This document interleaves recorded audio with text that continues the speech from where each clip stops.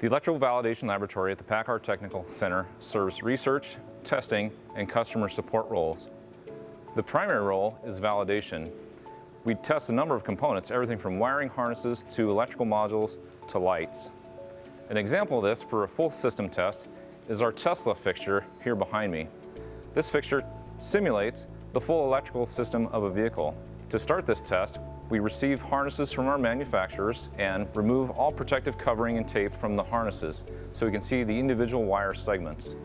We put then the wire segments all together on this fixture so we have an entire vehicle represented, and it's powered by a large DC power supply which represents the vehicle alternator, and we have a box of batteries which represents the battery box on the vehicle as it would normally be.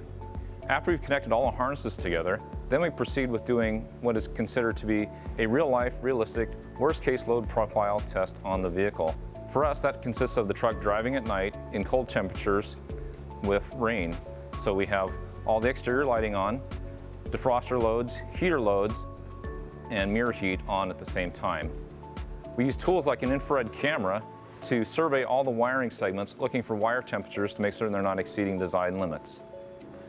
Once we've completed that test, then we go forward with doing other tests which simulate other overload scenarios. We will use load boxes to substitute in place of the actual vehicle loads to let us create overload conditions. Again, to make certain that the circuit protection devices chosen to protect the vehicle harnessing aren't exceeding any thermal limits for the device or the harnessing that's on the vehicle. After completing the overload test, we then proceed to complete a short circuit test. This lets us evaluate all the wiring and circuit protection devices on every power circuit on the vehicle harness. We take a large chunk of wire and run it back to the ground side of the batteries to make certain that we represent the actual conditions present on the vehicle. We will apply that ground circuit to every power circuit and switch in the ground side short to then check to see how long it takes and the maximum current drawn during a short circuit event. We're looking to make certain that the circuit protection device opens within a time frame that is acceptable to avoid any damage to the harness or other parts of the vehicle. After conducting short circuit testing, the fixture is then used to evaluate for motor stalls and ground lifts. In a motor stall, devices such as the window lift or the HVAC blower motor are physically stalled so they cannot turn. In this case, we're looking to see, in that event, does the wiring or the device protect itself in order to not exceed any design limits, or to have the circuit protection open within the correct amount of time frame to, again, protect against damage.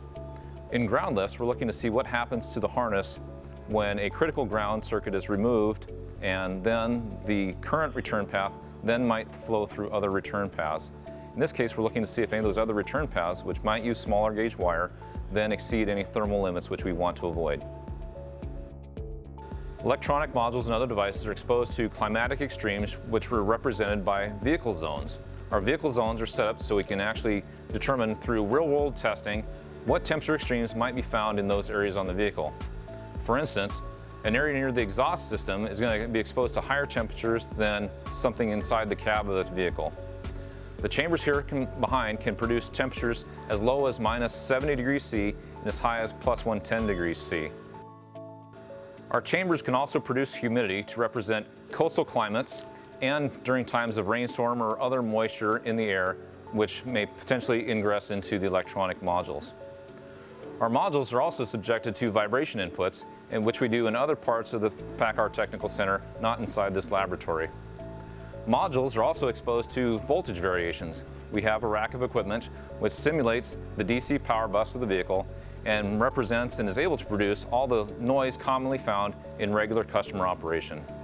On the research side, we support investigational activities on new technologies by providing custom harness builds and instrumentation equipment in support of data collection activities.